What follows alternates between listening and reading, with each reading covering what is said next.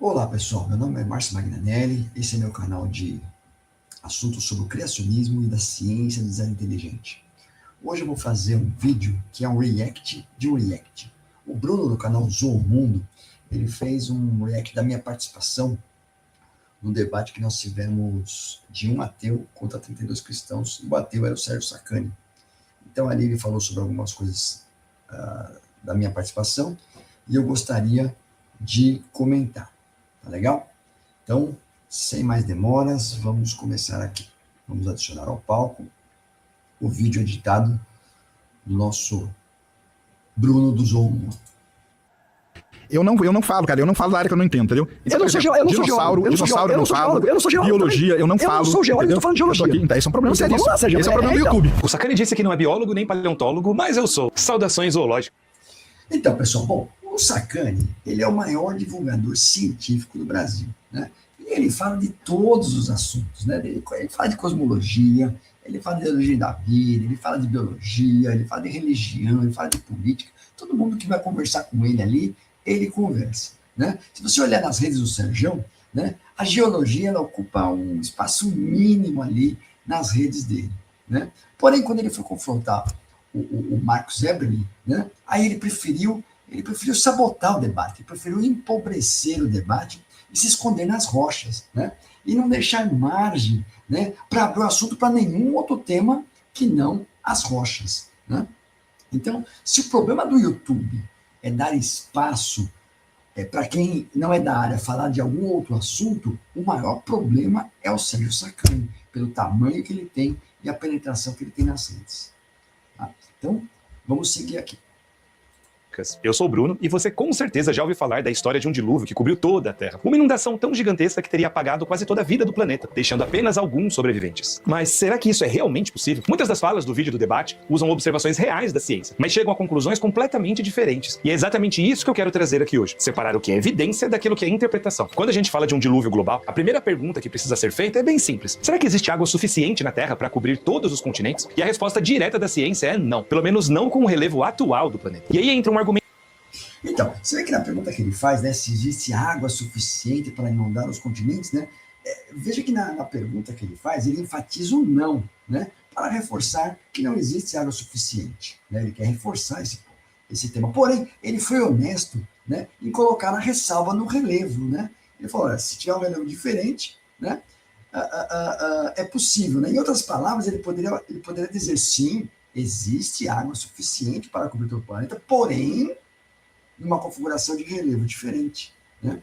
Então, e é exatamente isso que nós advogamos quando a gente defende o dilúvio global, a gente defende que o relevo era bem suave, não existiam altas montanhas, apenas pequenas colinas, né? Então, e é justamente esse é um espantalho que as pessoas colocam quando vai discutir dilúvio. Mas a água chegou a cobrir as montanhas do Alto Everest de 8 quilômetros de altura. Não, não é assim.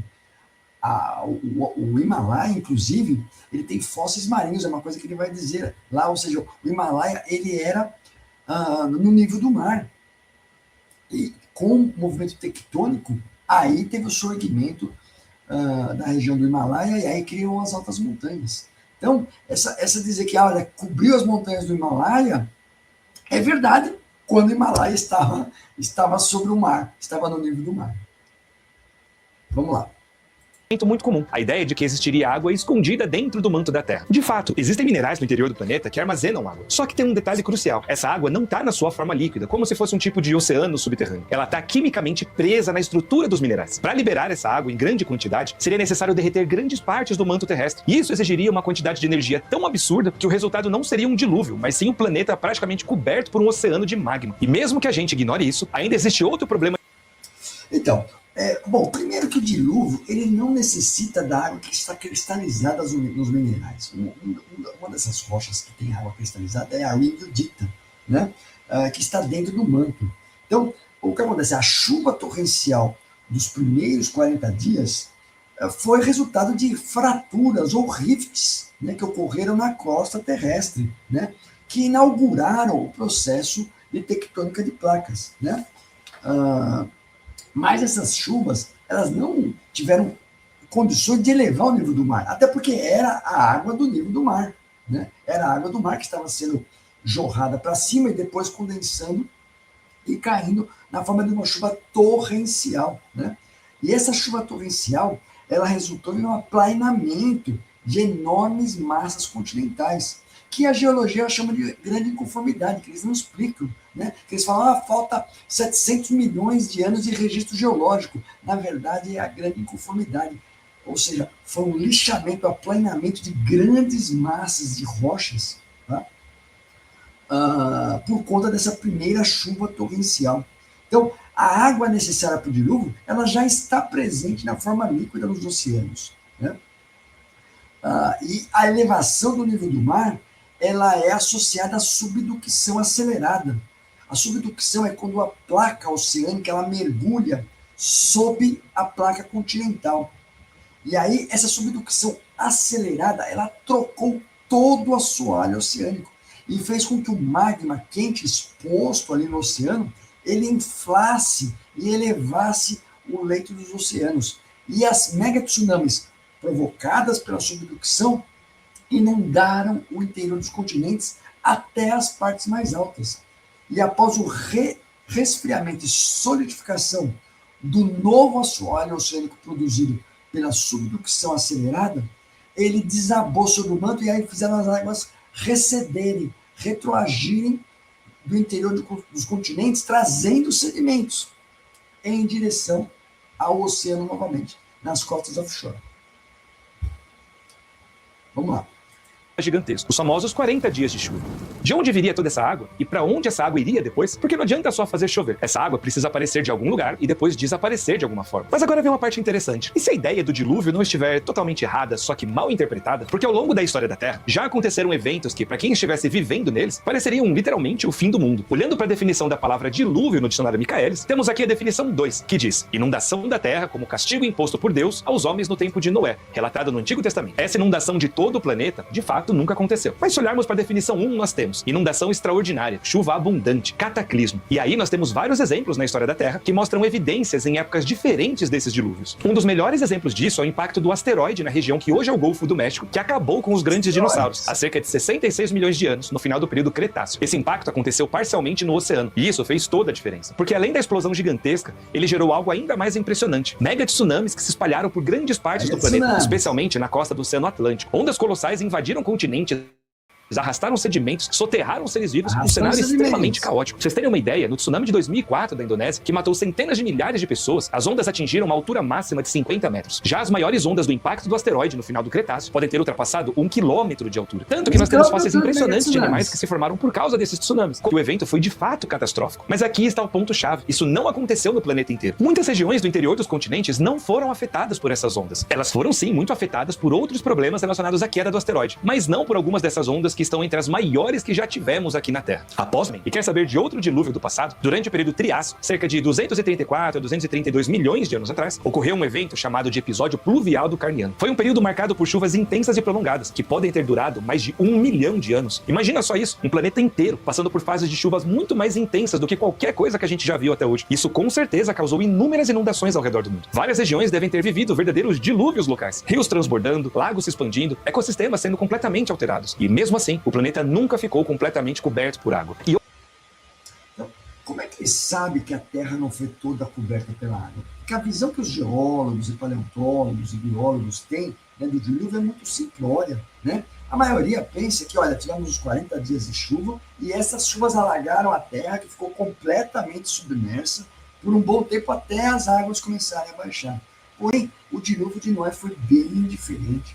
O que afirmamos com base em evidências, né, é que durante o período do dilúvio, o nível do mar foi gradativamente aumentando, devido à subducção acelerada da placa oceânica, que afunda sobre a placa continental. E a subducção provoca tectonismo catastrófico, né? Terremotos catastróficos, que produz extenso vulcanismo, extremo vulcanismo, né? Mega tsunamis globais, as mega sequências, que são as deposições sedimentares, com o mesmo perfil de sedimentos, o mesmo perfil de fossilização, que ocorrem em escala continental, né?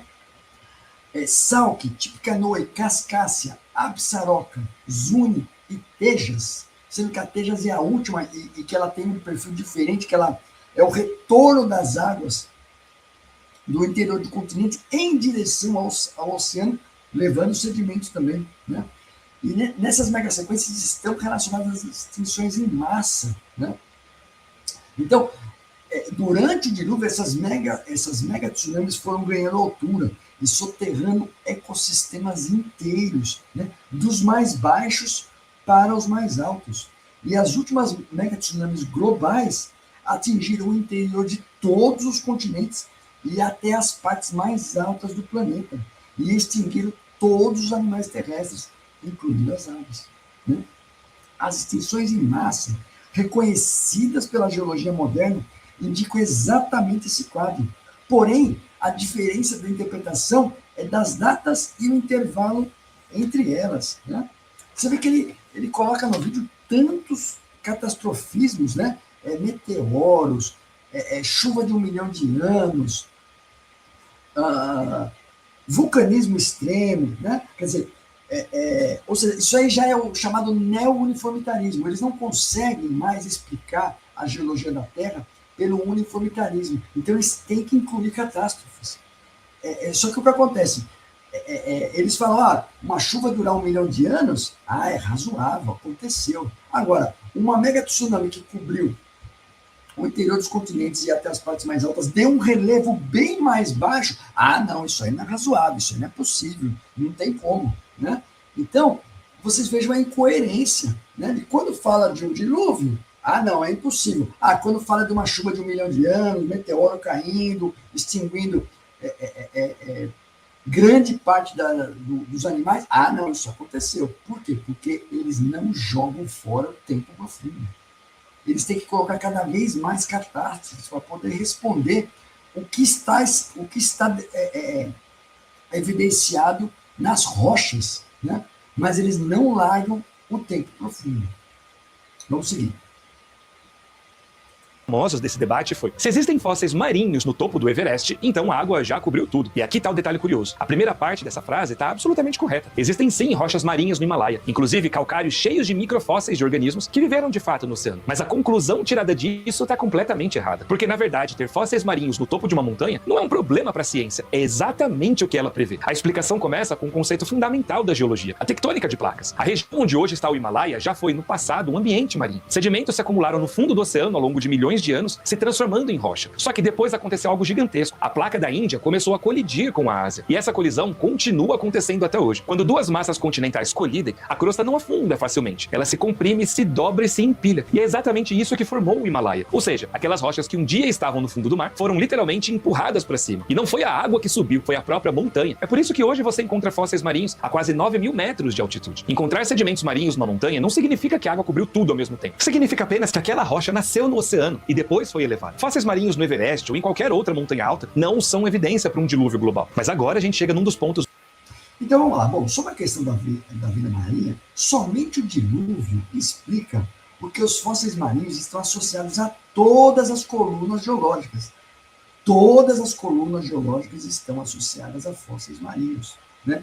E a todos os fósseis terrestres encontrados estão associados a fósseis marinhos. Ou seja, o dilúvio soterrou, né, grande parte da vida marinha, não toda, né? E é exatamente isso que está indicado na coluna geológica. Foram encontradas baleias fossilizadas e soterradas no deserto do Atacama, nos Andes. Vida marinha foi encontrada no topo de montanhas do Himalaia, como ele mesmo confirma nesse vídeo, né? Eu concordo com o Bruno quando ele diz que os fósseis encontrados no alto de montanhas são resultado de sorgimento tectônico de regiões que estavam sob a água, inclusive o Andes.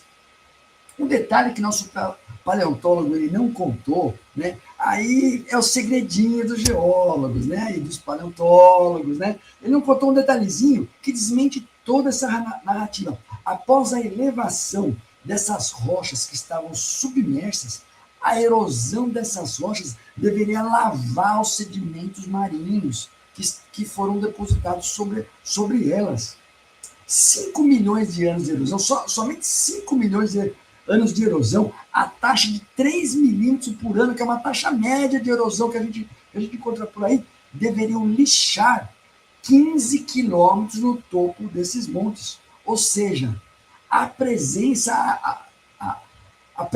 ainda desses fósseis marinhos no topo do Himalaia significa que eles foram depositados rapidamente, porque senão os milhões de anos teriam erodido tudo e a gente não veria isso. É o segredinho que eles não contam. Vamos lá.